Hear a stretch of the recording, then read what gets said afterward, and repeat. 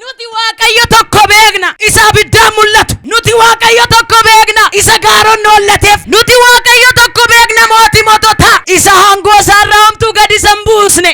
Harka kee raasii akkas godhe ani hin jilbeeffadhu jedhe. Hooluun koo garuu murtaa'eera jedhe. Harka laadhu garuu dhugaan koo naaf faradameeraadha. Haleluuyaa. Hin darbataman ilmi waaqayyo inni dhokatee faana ture mul'inatti mul'ate wajjin. Kaleessa gaafa isaan mootii dura dhaabatan itti mul'anne dhokatee faana ture. Gaafa isaan ibidda seenan garuu wajjin itti seena. Haleluuyaa. Didii darbii Yesuus dhimma keetti si wajjin seena.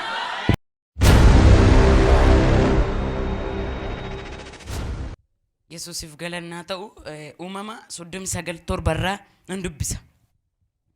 Takka turtee haati manaan gooftaa isaa ija ishee Yoosef irra buufte. Ana wajjin ciisi ittiin jette. Inni garuu didee haadha manaa gooftaa isaa sanaan kunoo gooftaan koo waan mana isaa keessaa ana harka jiru hin beeku. Wanta kan isaa ta'e hundumaa harka koo jala galcheera. Mana kana keessaa guddaan ana caalu hin jiru. Si malees wanti inni anatti kennuu dhiisee harkatti hambifate hin jiru. Ati immoo haadha manaa isaati. Egaa ani attamittan hammina guddaa akkasii hojjedhaa? Cubbuudhaanis attamittan Waaqayyo yakkaree jedhee. Ameen. Wal qabaatii didii darbii waliin jedhaa. Jabeessaa didii darbiidhaani. Jabaadhuu darbiidhaani. Haleluuyaa. Daddafeen dubbadhaa. Tokkorraa kaastanii dubbifachuu dandeessu. 39 tokkorraa qormaata Yoosef itti dhufeerraa kaatanii dubbisuu dandeessu. Ani garuu asii kaasee waan muraasan dubbadhaa. As keessatti namni nuti arginu namoota baay'eedha. Namoota baay'ee keessa waa'ee Yoosef hin dubbadhaa. Lakkoofsa 7 dubbisee Yoosef nama kooluu galtummaa yookaan nama garba ta'ee gurguramee gara biyya Gibxii dhufee biyya Gibxiitti lolli yookaan qormaanni itti ka'ee Yoosefi nama Waaqayyoo ergama guddaatti kenne, nama ergaa barootaa of harkaa qabu, nama mul'anni harka isaa jirudha. Yoosef obbolaasaa gidduudhaa abjoota. Abjootu garuu obbolaasaatti hima. Obboloonni isaa gaafa inni mul'ata isaa itti himu haariidhaan irratti ka'an, inaaffaadhaan irratti ka'an, haadhoodha warra wajjin dhalatedha. Obboloota isaa bira darbee abbaan isaa Yoosefin baay'ee akka jaallatu macaafni qulqulluu lafa kaa'a. Inni iyyuu itti aareeraadha macaaf. Abbaan abbaadha waan ta'eef homaa gochuu hin dandeenye. Isaan garuu Yoosef nu booddeen dhalatee akkamiin nu caalaa, akkamiin isaaf sagannaa, akkamiin isaaf bullaadhanii irratti ka'an. Dabarsanii isa ajjeesuuf korratan yookiin walitti mari'atan. Yoosef induunes gurguramee si nafne kakuunsaas karaatti nafne. Haleluuyaa. Boolla keessa buusan. Achittis harkan laan. Boruunsaa ulfina guddaa akka ta'e beeka. Achi keessaa hin baasan. Qabanii gurguran. Yoosef gara mootii Gibxiitti gaafa gurgurame Waaqayyo isa wajjin waan tureef wanti inni hojjetu hundumtu eebbifamaa ta'e wal isaaf qixxaate. Fuula gooftaa isaattis faara tolaan ilaalamedha macaaf.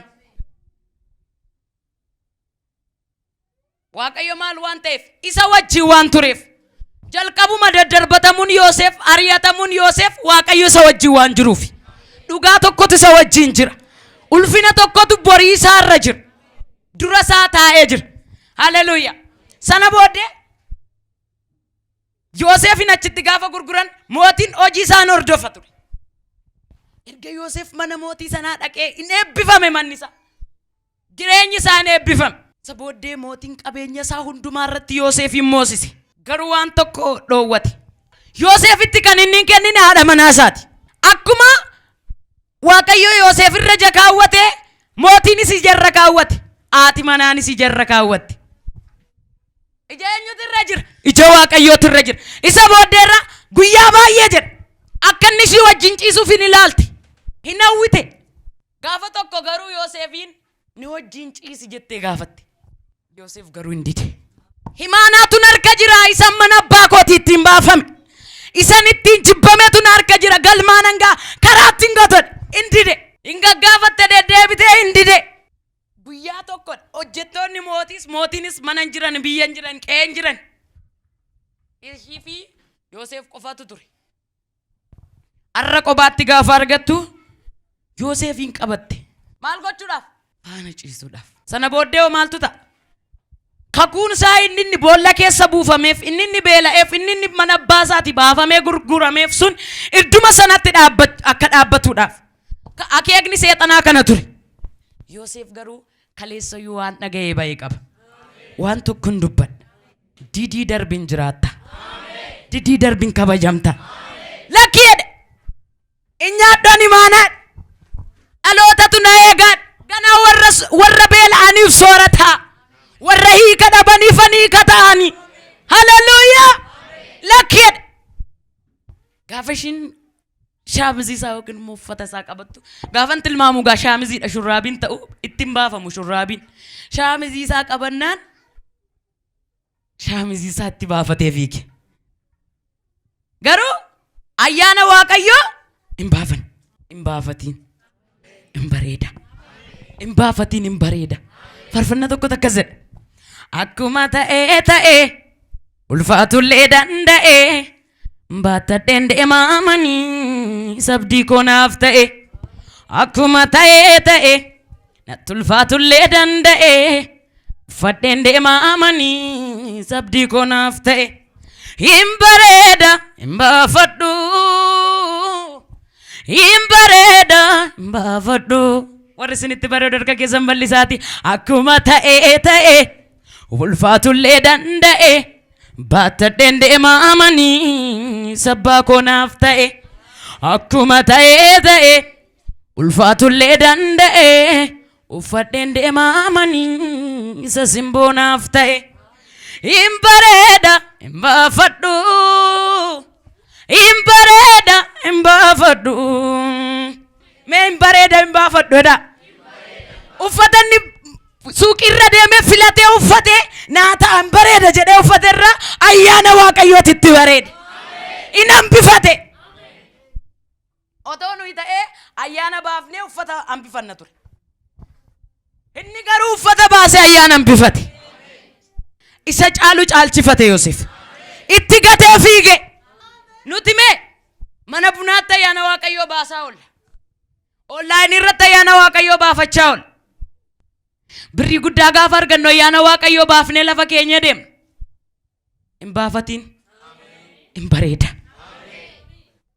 isa caalu caalchifadhu didii darbi isa foon jedhu isa hiriyaan jedhu isa namni jedhu isa sammuun keessin jedhu didii darbi inni kun siin jedhu hin caala'u haleluuyaa Yoosef irraa akkan ofii koo hubadhetti si'a lama baafame wayyaan si'a tokkoffaa ajjeesuuf irraa baasan isa lammaffaa immoo du'a isa hamaa ajjeesuudhaaf gaafa haadha manaa mootii irraa baastedhanne lammaffaan wal qabaate akkas waliin jedha didii darbii jedhaani fuuldura kee gonfoo ulfinaatu jiraadhaani Yesus gooftaadha namni gaafa ayyaana waaqayyoo baasee lafa kaa'e yaada mataa isaatiitti laatama waan isatti tolu duwwaa godha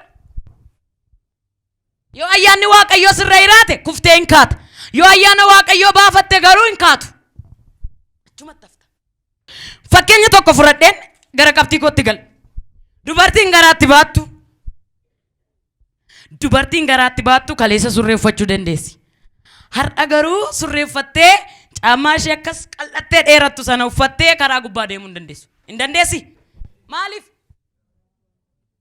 kaleessa uffachaa turte miti har'a maaltu jira garaa ishee keessa waan jiraatutu jira waan boru ishiin harkatti qabattu waan ishiin boru ittiin kabajamtutu garaa ishee keessa jira kanaaf jecha maal gooti uffata ishee qabuun uffattu maaliif mucaa isheef jecha akka hin duuneef boru gaafa dhalatu ittiin kabajamti ittiin waamamti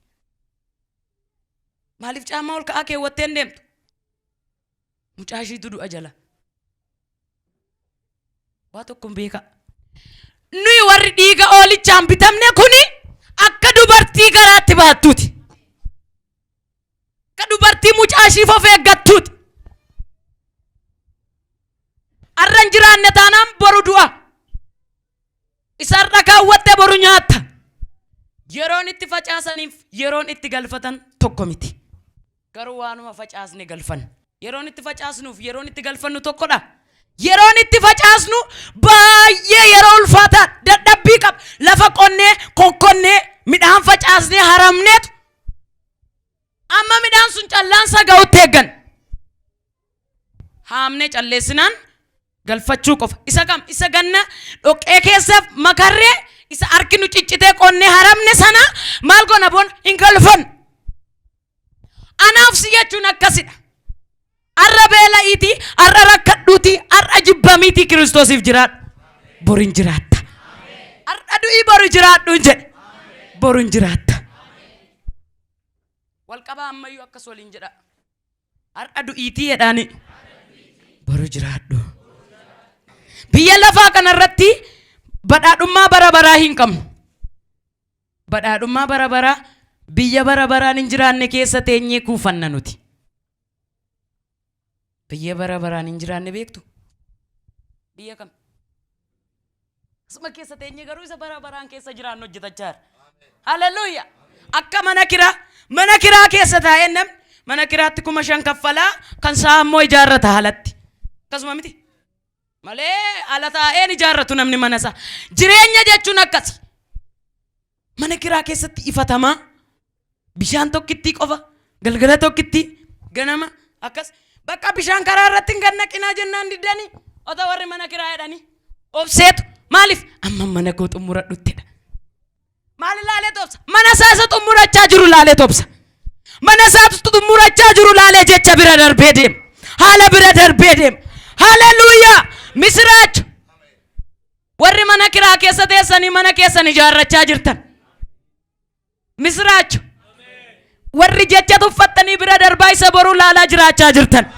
Gonfoon caalu harka Waaqayyoo keessa jira. Ati garuu didii darbi. Mana isa lafarraa ijaarrachuudhaaf baay'ee nama hina. Ijaarradhaa yoo qabaattan. Isa lafaa ijaaruuf garuu isa achiin dhabiina. Bismaarri kee, bilokkeettiin kee, ila siraamikiin ni kun inni achitti ijaaramaa jiru jilba keeti. Dhugaatar hojjettedha. Bismaarratti ittiin mirga Waaqayyootti qorqoorrootti rukutattu. Jaalalati har obboleessatti agarsiistedha. Dadhabaasatti karaarraa kaastedha. Bilokkeettiin makiinaan feetee dhaqxu hin jiru. Qajeelummaa atas irratti hojjetteetu siif ijaaramaa jira. Waan tokkoon dubbadha. Wanta aduu kanarraa ija keessan kaasaa. Hin dhaggeeffatiina. Jireenyi caalu harka Waaqayyoo jira.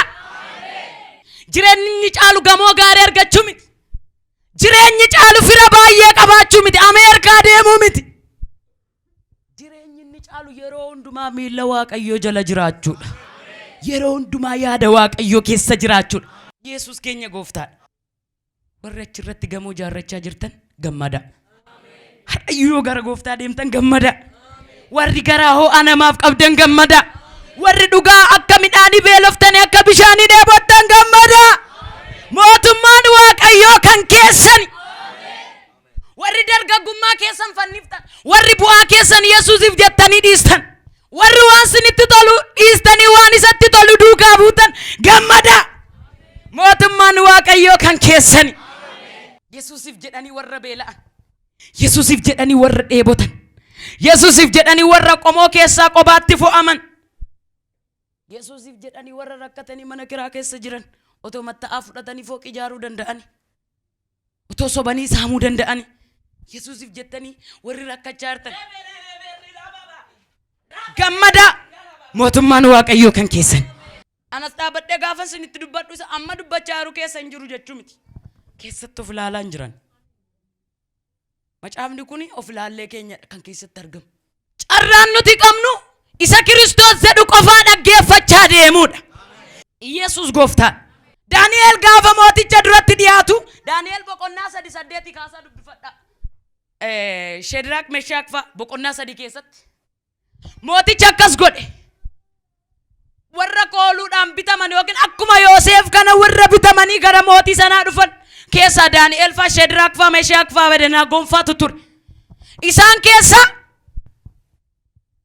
mootiin boqonnaa sadi kanarratti akkas godhe. Bifa waaqolii tolfamaatiin warqeerraa hojjeteetu labsii tokko labse. Namni mootii ani hojjedhe kanaaf kufeen saganne. Abidda keessatti harki isaa miilli isaa hidhamee haa gatamu. Waaqayyo baroota keessatti nama qaba. Gaafa mootiin labsii kana baasu murtoo tokko murteeffatan. Nuti waaqayyo tokko beekna. Isa abiddaan mul'atu. Nuti waaqayyo tokko beekna. Isa gaaroon noollateef. Nuti waaqayyo tokko beekna mootii moototaa. Isa hangoo isaarraa homtuu gadi isa hin buusne. Nuti waaqayyo tokko beekna. Isa mana haadha hiyyeessotaatti ol seenu. Isa dhukkubsataa fayyisu. Isa jaamaa laalchisu. Nuti isa kana beeknadha. Hin murteeffatan. Waaqayyo bara qilleensi dhaloota fudhatee darbu keessatti jabeessee sinaa dhaabu. Waan darabaan kun sitti agarsiiseef jilbeeffachaan ooliin. Inni siif du'e tokkichi teessoo irra jira. Jilbeeffachuu didaniinaan gaafate. Carraa kenneef mootiin. Waanuma jaallatu. Carraa kenneef. Inni diddanii yennaan. Akkas jedhan. Yaa mootii jedhan. Bara baraan moo jedhani. Nuti waaqayyoon keenya harka kee keessaas murtoo kee keessaas nu oolchaa. Yoo nu oolchu baateeyyuu nuti hin jilbeeffannuudhaan. Hin beeku akka inni oolchu. Har'a yoo du'an boru akka jiraatan beeku. Amma daqiiqaa muraasaaf abidda kana keessatti yoo dhiphataniyyuu bara baraan akka jiraatan beeku. Dhiphinni yeroo muraasa ulfina bara baraaf akka isaan qopheessu beeku. Hariyatamni yeroo muraasa kun jireenya bara baraaf akka qopheessu beeku. Hallelujah! Dhiphinni yeroo yartuu ulfina bara baraaf si qopheessa. Kanaafu maalin goonu hin jilbeeffannodhan. Carraa tokko kenneef amma miini haa dhufu, masiinqoon haa dhufu, dafaa kufaa sagadaadhe. Carraa lama kenneef hirachuudha. Isaan garuu lakkedhan. Jilbeeffannodhan. Nu oolchuu baatuyyuu hin jilbeeffannu. Waaqayyo nu oolchaa jedhanii itti senne. Namoonni baay'een waaqayyo akkas naa godhana oolcha jedhanii iddoo waaqayyoon jirretti seenanii du'an. Du'a gar malee du'an. Isaan garuu nu oolchuudhuma baatuyyuu inni waaqayyoodhaadhan. Waaqayyo waan dhukkubarraa nu fayyiseef miti. Waaqummaan isaa kan ibsamu. Waan jaamaa laalchiseef miti. Kaleessayyuu waaqayyo turee har'as waaqayyoodha borus waaqayyoodha. Namoonni baay'een waaqayyo waan caccabaa fayyiseef amananii waaqayyo fayyisaa lubbuu isaanii godhatanii fudhatu. Waan inni kaansarii irraa fayyiseef. Sanaaf miti waaqayyoon kan nuti amanu jireenya isa bara baraatiif. Foon kun tortoreera amma yoo dhumeyyuu lubbuun gara abbaa ishii deemti.